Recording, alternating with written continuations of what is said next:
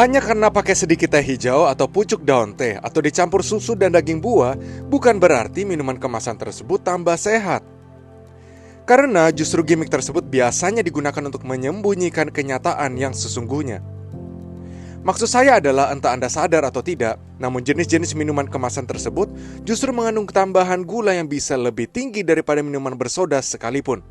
Bahkan ada beberapa minuman kemasan lokal yang gulanya bisa sampai 15% dan sampai saat ini belum ada regulasi untuk membatasi tambahan gula tersebut.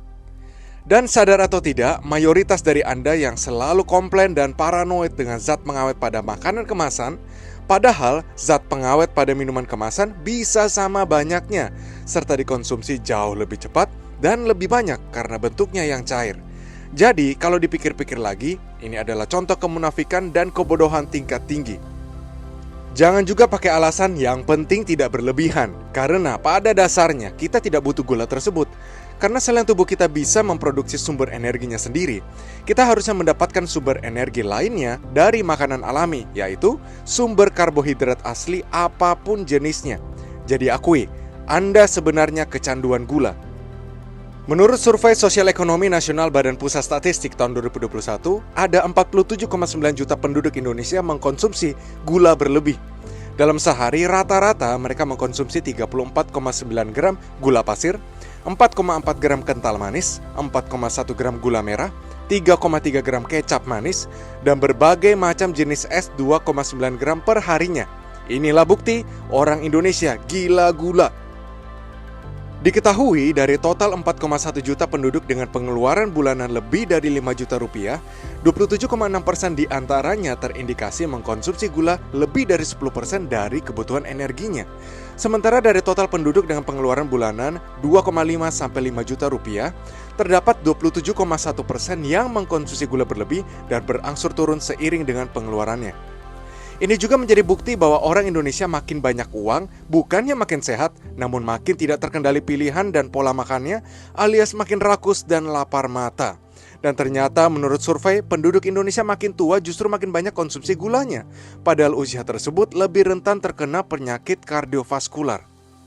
Buktinya, pada kelompok usia kurang dari 15 tahun, hanya 15% penduduk kelebihan gula. Kemudian usia 15-24 tahun ada 16%, dan usia 25-34 tahun ada 17,5%. Angka ini terus naik hingga di usia 55-64 tahun, terdapat 21,6% penduduk kecanduan gula.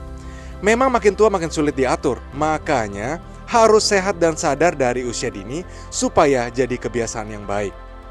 Dan menurut analisis tim jurnalisme data harian Kompas, dari tahun 2005 sampai 2021, konsumsi makanan manis seperti roti tawar naik 3 kali lipat. Minuman berpemanis meningkat 35,2% dan konsumsi minuman kopi manis bahkan meningkat 100% dalam periode yang sama. Tidak heran penderita diabetes makin lama makin muda umurnya dan bertambah jumlahnya. Data BPS yang sama menunjukkan masih ada 31,7% dari total 47,9 juta orang dengan konsumsi gula berlebih tidak punya jaminan kesehatan sama sekali. Ini artinya ada sekitar 14 juta jiwa yang menjadi beban berat bagi anggota keluarganya. Apalagi komplikasi dari penyakit tersebut banyak sekali dan biaya pengobatannya besar karena matinya lebih lama. Jadi sudah kenyang sama data dan bukti nyata? Pertanyaannya, kapan mau berubah?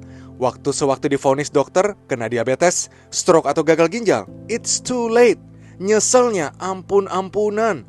Jadi berubahlah sekarang juga, mulai dari pilihan dan pola makanmu. Stop tambahan gula dan kalian akan melihat mujizat yang akan terjadi pada tubuhmu.